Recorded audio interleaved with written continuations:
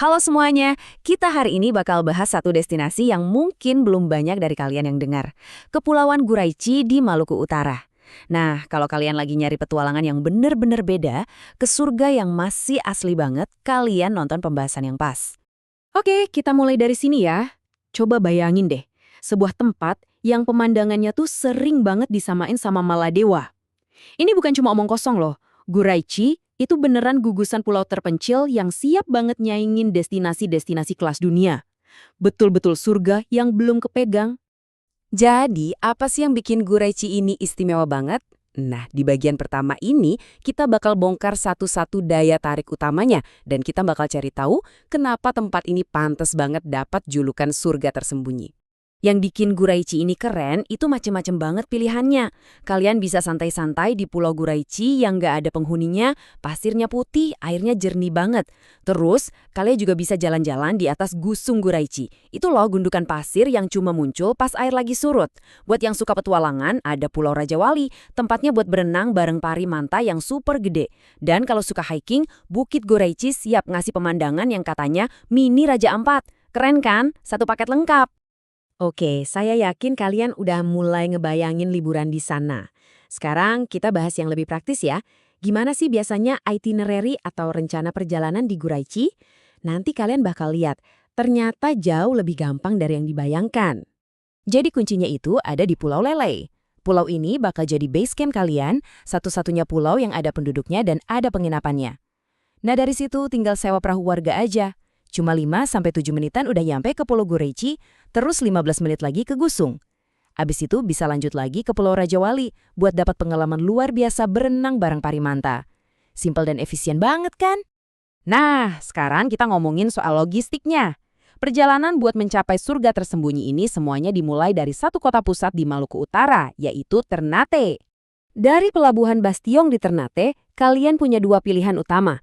Kalau mau yang super hemat, ada kapal feri reguler.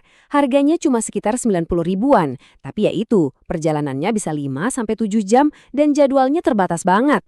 Nah, kalau kalian pengen yang cepat dan fleksibel, sewa speedboat tuh jawabannya. Perjalanannya cuma 2-3 jam, tapi harganya jelas jauh lebih mahal. Jadi ya, tinggal pilih antara budget atau waktu.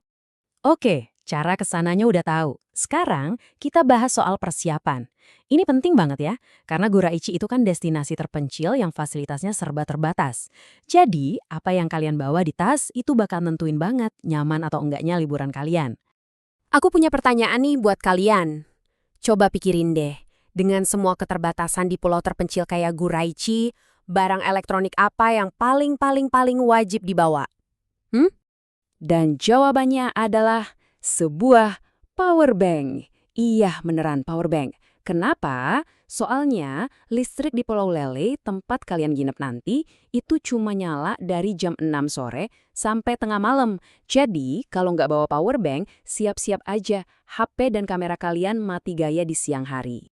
Selain power bank, ada beberapa barang lain yang jangan sampai ketinggalan. Pertama, uang tunai. Di sana nggak ada ATM sama sekali. Terus, sunblock yang aman buat terumbu karang, obat-obatan pribadi, dry bag atau tas anti air buat ngelindungin barang pas di perahu, senter buat malam-malam, dan pastinya cemilan dan air minum tambahan. Oke, kita udah hampir di akhir pembahasan. Sekarang kita bahas beberapa detail terakhir yang penting banget biar perjalanan kalian lancar jaya dan tentunya tetap bertanggung jawab. Soal waktu, ini krusial banget. Waktu terbaik buat ke Guraichi itu hampir sepanjang tahun, pas lautnya lagi tenang dan airnya bening. Tapi catat ya, kalian harus banget hindari bulan Juni dan Juli. Bulan-bulan itu musim ombak lagi tinggi-tingginya, jadi nyebrang antar pulau bisa jadi susah dan gak aman. Tapi ada kabar baiknya nih, daya tarik utama bawah lautnya, yaitu parimanta yang super keren di Pulau Raja Wali, itu bisa ditemuin hampir sepanjang tahun loh. Jadi, selama cuacanya aman buat berlayar, kesempatan kalian buat ketemu sama si raksasa lembut ini gede banget. Jadi gimana? Setelah lihat semuanya, pantainya yang masih perawan, kehidupan lautnya yang luar biasa, dan petualangan yang udah nunggu di depan mata, pertanyaannya sekarang adalah, kalian siap nggak buat menjelajahi salah satu rahasia tersembunyi terakhir yang dimiliki Indonesia?